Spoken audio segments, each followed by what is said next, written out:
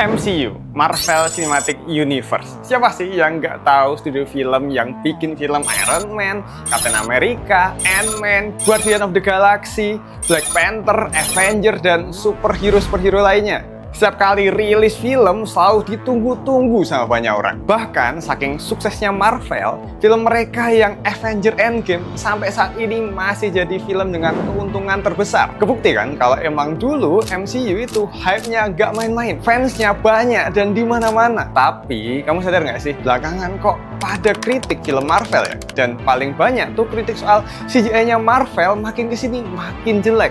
Kayak di film Black Widow, pada ngecek habis-habisan adegan meledak yang ini nih. Katanya kayak tempelan. Terus series mereka yang She-Hulk itu beda jauh kualitasnya sama film Hulk yang 2008. Padahal kan jelas ya, kalau yang namanya film superhero ya isinya karakter superhero dengan kekuatan aneh dan adegan action berantem. Dan itu semua jelas butuh CGI banget supaya ceritanya kelihatan nyata dan keren.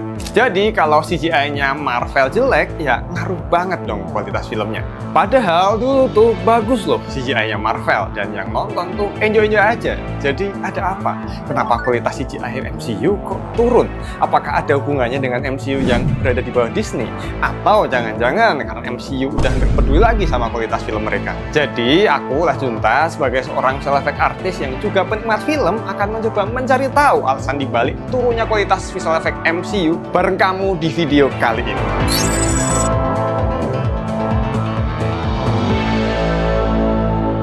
Jadi gini, Marvel Studios bikin MCU fase pertama atau Phase 1 dengan film Iron Man, Incredible Hulk, Iron Man 2, Thor, Captain America vs Avenger, dan Avenger. Nah, di fase pertama ini hampir semuanya bagus visualnya. Mulai dari baju besinya Tony Stark itu kayak beneran jadi pegang.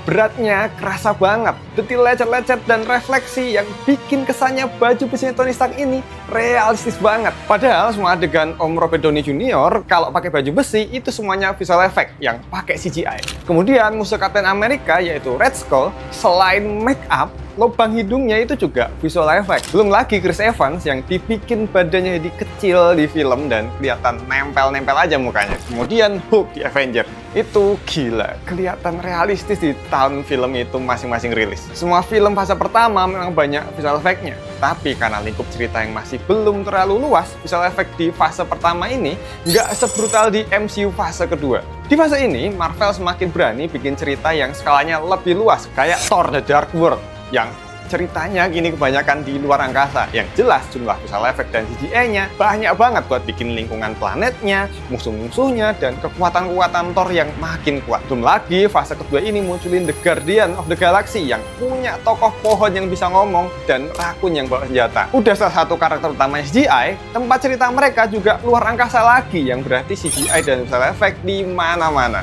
Skala cerita yang makin besar ini tentunya aspek CGI dan visual effect yang realistis di film-film Marvel itu bikin makin penting.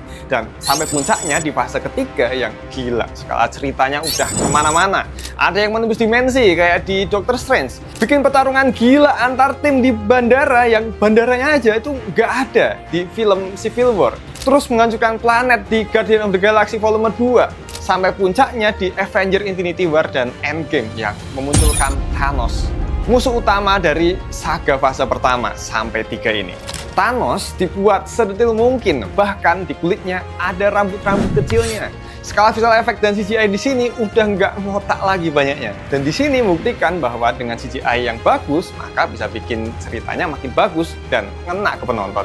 Hasilnya Avenger Endgame jadi film paling laris sepanjang masa. Merasa belum puas dengan semua pendapatan MCU fase pertama sampai ketiga, Disney, induknya Marvel, jelas pingin bikin film superhero lebih banyak lagi. Apalagi kini Disney punya layanan streaming sendiri, yaitu Disney Plus, yang masih butuh asupan konten-konten baru. Maka mulai fase 4 MCU, kini Marvel bersama dengan Disney memulai proyek yang bisa dibilang amat ambisius. Karena kini mereka nggak cuma bikin 1-2 film setahun, tapi 3-4 film dalam setahun. Dan mereka juga membuat TV series untuk tayang di Disney Plus. Fase 4 MCU inilah bisa disebut sebagai awal kejatuhan CGI dari Marvel.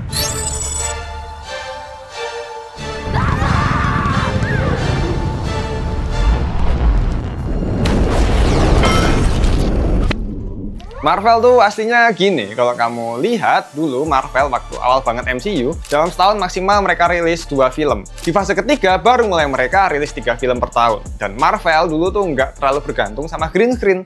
Mereka masih gabungin beberapa practical effect buat ngasih kesan realistis di film mereka. Cuman ya makin kesini bukan rahasia lagi kalau Marvel sering diejek karena ya terlalu ngandelin green screen. Bahkan banyak aktor yang main tanpa tahu mereka lagi ada di scene apa. Gak cuma terlalu ngandelin green screen, sekarang dalam setahun mereka bisa bikin 4 film barengan sama 4 series yang tayang di Disney Plus. Gila, banyak banget kan? Apa nggak kewalahan timnya? Ya jelas kewalahan lah. Apalagi karena terlalu mengandalkan tim visual effect di pasca produksi, tim visual effect pun kerjaannya numpuk. Tapi karena ngejar deadline, mau nggak mau ya mereka pakai jasa tim visual effect lainnya untuk ngerjain film mereka. Mungkin kalau cuma 1 film nggak apa-apa lah ya. Lah ini 4 film dan 4 series dalam setahun. Coba apa itu nggak kurang orang di industri visual effect buat ngerjain film Marvel?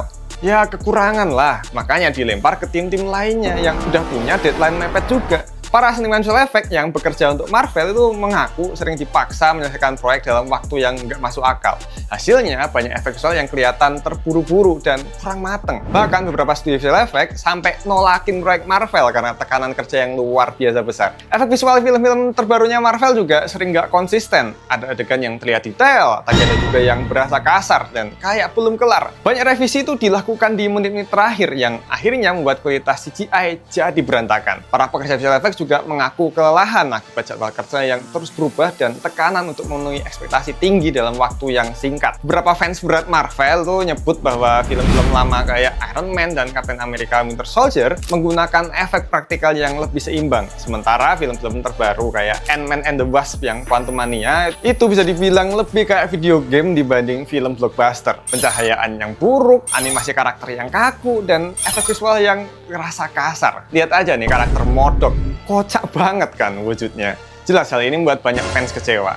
Bahkan ada yang menganggap kualitas CGI Marvel sekarang nggak hanya mengecewakan, tapi juga seperti penghinaan buat para penggemarnya. Dan para fans makin vokal dalam menyuarakan kekecewaan mereka. Mereka bilang bahwa Marvel sekarang lebih fokus pada produksi cepat daripada hasil yang berkualitas. Lama-lama bisa jadi kayak sinetron Indosiar kalau begini terus cara produksinya. Walaupun Marvel dan Disney duitnya banyak, kalau SDM-nya terbatas dan waktunya dikit, mau gimana pun tetap susah deh buat dapetin kualitas CGI yang bagus sepanjang film dan series-seriesnya.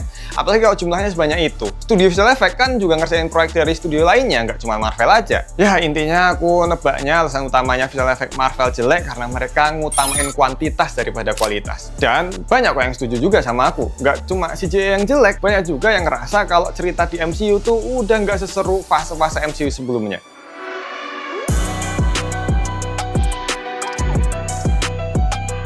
Ya, kalau melihat list fase 5 MCU masih kelihatan banyak banget ya film dan series yang Marvel ingin rilis. Dan karena efek visual yang makin jelek, ceritanya yang ikutan makin jelek, kayaknya sekarang orang-orang mulai pada malas nonton Marvel. Bahkan buat trailer film Captain America yang terbaru itu, orang-orang tuh udah ada yang kritik aja buat visual effect-nya. Kayak CGI-nya tuh kerasa di mana-mana. Gila pokoknya. Sayang banget deh lihat Marvel jadi redup turun kayak gini.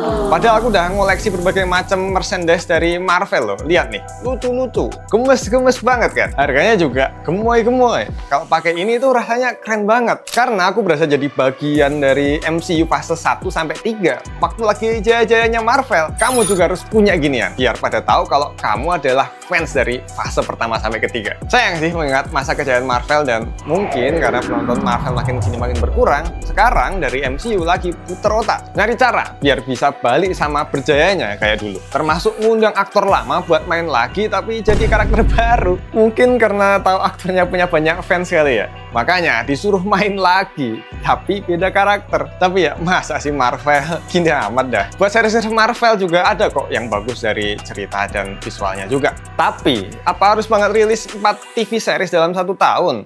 Apa nggak kewalahan?